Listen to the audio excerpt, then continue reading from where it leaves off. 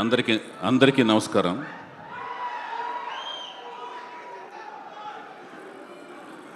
ఈ వేదిక మీద నేను ఉన్నందుకు నాకు గర్వంగా ఫీల్ అవుతున్నాను. ముందు ముఖ్యంగా ఎందరో మహానుభావులు, అందరికీ వందనాలు.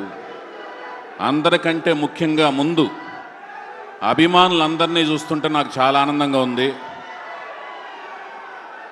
మీలో ఈ ఎనర్జీ మీకు మెగాస్టార్ చిరంజీవి గారు, పవర్ స్టార్ పవన్ కళ్యాణ్ గారు ఇచ్చారు. ఆ ఎనర్జీనే నాకు లెజెండరీ నందమూరి తారక రామారావు గారు నాకు ఇచ్చారు.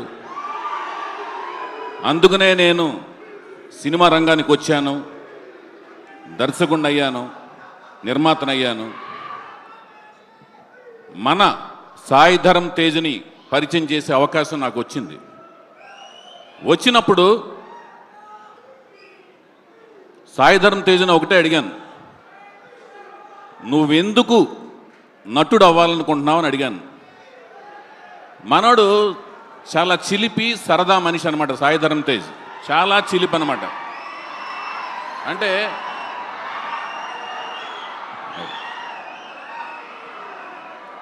రౌడీ అల్లుడు సినిమాలో చిరంజీవి గారు 2 షేడ్స్ ఎలా ఉంటాయో చిరంజీవి గారి పాత్రలో, ఆ షేడ్స్ 2 సాయి ధరమ్ తేజ్లో ఉంటాయి.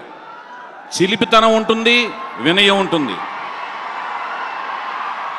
సాయి ధరమ్ తేజ్ని నేను అడిగాను, నువ్వు హీరో ఎందుకు అవ్వాలనుకుంటున్నావు అంటే, నేను డాక్టర్ అవ్వాలనుకున్నాను, లాయర్ అవ్వాలనుకున్నాను, అలాగే ఇంజనీర్ అవ్వాలనుకున్నాను. కానీ ఇవన్నీ ఒక జీవితంలో అవ్వలేను కాబట్టి ఇవన్నీ కలిపితే ఒక హీరో అయితే ఇవన్నీ పాత్రలు నేను ఈజీగా పోషించవచ్చు కదా అని చెప్పాడు. ఆ సమాధానం చూసి నేను షాక్ అయ్యాను. ఒక నటుడు అవ్వటానికి ఎంతో తపించాలి, ఎంతో కష్టపడాలి. ఆ కష్టాన్ని తను ఎంతో కష్టపడ్డాడు. అంటే ఇవన్నీ చదివేదానికంటే కూడా ఎక్కువ కష్టపడ్డాడు.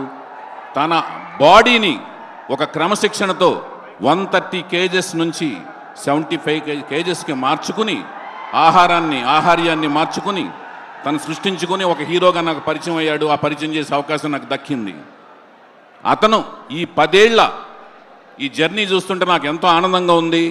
మీలాంటి ఎంతోమంది అభిమానులు సంపాదించుకున్నందుకు చాలా ఆనందంగా, అదృష్టం కింద తను ఇంత అదృష్టవంతులైనందుకు నాకు చాలా ఆనందంగా ఉంటూ, మళ్ళీ తనతో ఒక విజయవంతమైన సినిమా తీయాలని మనస్ఫూర్తి కోరుకుంటూ మీ అందరి దగ్గర సెలవు తీసుకుంటున్నాను.